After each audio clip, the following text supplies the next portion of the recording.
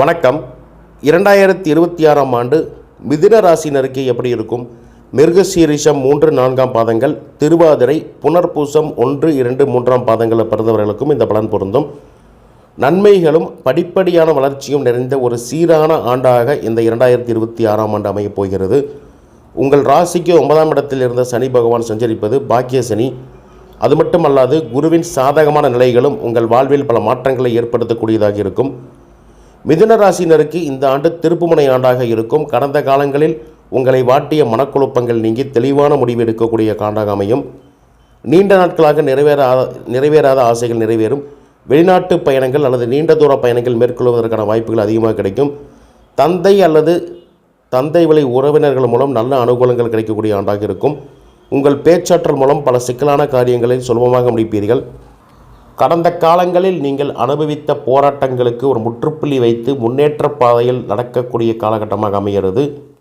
இந்த 2026ஆம் வருடம் ஜூன் மாதத்திற்கு பிறகு குரு பகவான் உங்கள் ராசிக்கு 2ஆம் இடத்தில் சஞ்சாரம் செய்வது மிகப்பெரிய அதிர்ஷ்டத்தை தேடித்தரும்.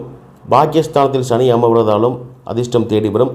குருவின் பெயர்ச்சி உங்களுக்கு பொருளாதார ரீதியாகவும் குடும்ப ரீதியாகவும் பல நன்மைகளை வாரி வழங்கப் போகிறது.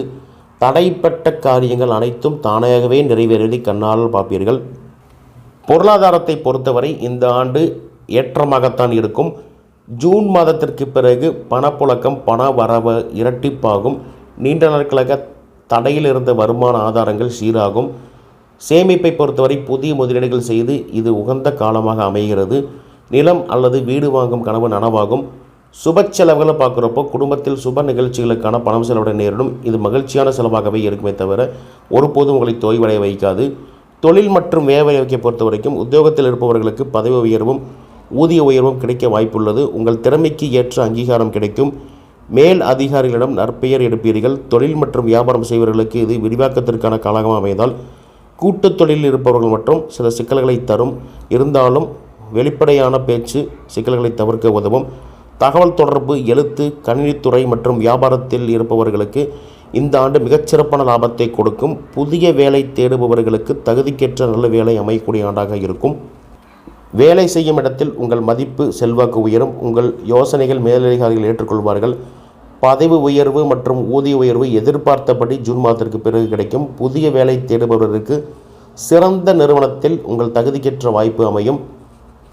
குடும்பம் மற்றும் உறவுகள் சார்ந்த விஷயத்தில் குடும்பத்தில் சுப நிகழ்ச்சிகள் தங்குதடையின்றி நடைபெறும். நீண்ட நாட்களாக தள்ளி போட்ட திருமண முயற்சியில் கை கொடுக்க வாய்ப்பு கிடைக்கும். கணவன் மனைவி இடையே அந்யோன்யம் அதிகரிக்கும். பிள்ளைகளின் கல்வியில் முன்னேற்றம் ஏற்படும். அவர்கள் மூலம் பெருமை அடையக்கூடிய சம்பவங்கள் நிகழும். நண்பர்களுடன் இருந்த மனக்கசப்புகள் நீங்கி மீண்டும் இணக்கம் ஏற்படும். உறவினர்களின் ஆதரவு உங்களுக்கு பக்கபலமாக இருக்கும். 2026 முழுவதும் ஆரோக்கியத்தை பொறுத்தவரை பெரிய பாதிப்புகள் எதுவும் இருக்காது. இருப்பினும் இரத்த அழுத்தம் அல்லது அலர்ஜி தொடர்பான சில பிரச்சனைகள் வந்து போகலாம். அதிக வேலைப்பளு காரணமாக உடல் சோர்வு ஏற்படுவதற்கான வாய்ப்புகள் உண்டு. எனவே போதிய ஓய்வெடுப்பது அவசியம்.